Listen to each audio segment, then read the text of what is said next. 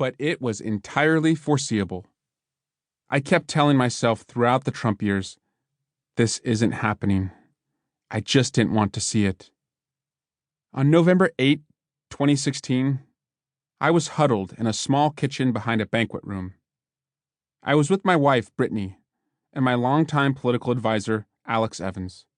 I tried to assure Brittany that everything was going to be okay, but I didn't really know that it was. We had a television on in the background, and it was clear that Donald Trump was about to become president. This isn't happening.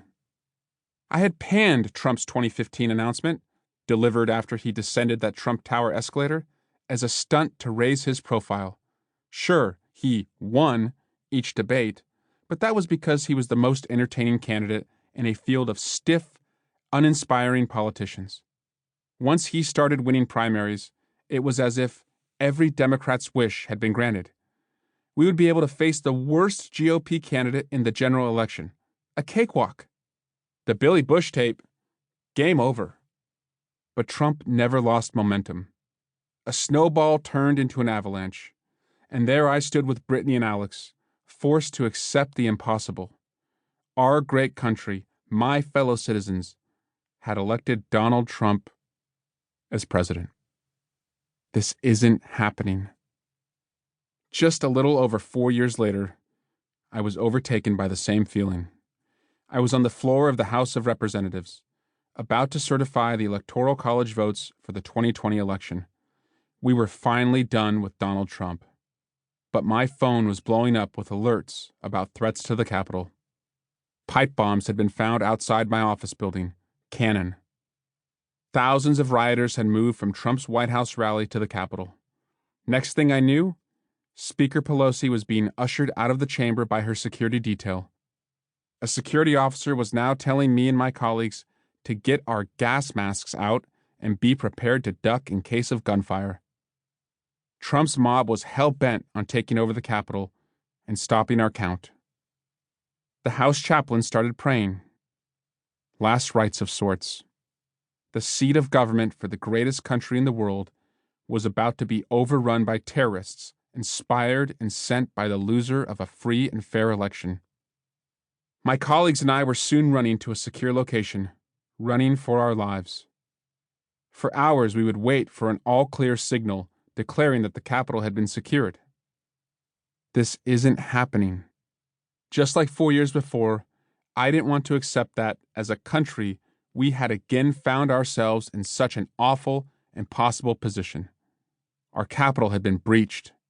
For the first time in our country's history, we would not see a peaceful transition of power.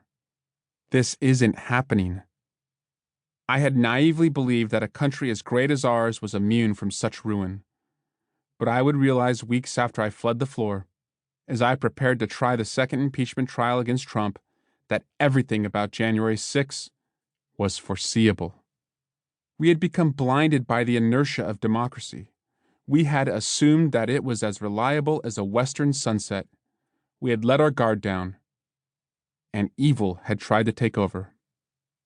I'm a sports fan, a former Division I soccer goalkeeper, and I can remember how sometimes doing my job in goal meant a tie in regulation and a game going to overtime, or extra time, as you'd say in soccer. That's where we are now as a country, I think. Biden's victory did not win the game. It was more like it knocked in a header as the time expired, sending the game into overtime. We fought back Trumpism and the cult of disinformation that fueled it, and took the House back in the 2018 elections. Then we fought it back again, and brought the nefarious activities of Trump and so many of his enablers to light, impeaching him for abuse of power and obstruction of justice. The American people saw Trump for who he was, saw the crooked playbook he hoped to use to sway the 2020 election, and resoundingly voted him out of office. And when he made his pathetic, desperate attempt to thwart the will of the people by inciting an insurrection at the Capitol, we stood up to him again. It's tempting to say, time to move on. Let the past be the past. But the danger to our present and to our immediate future is too real for us to forget.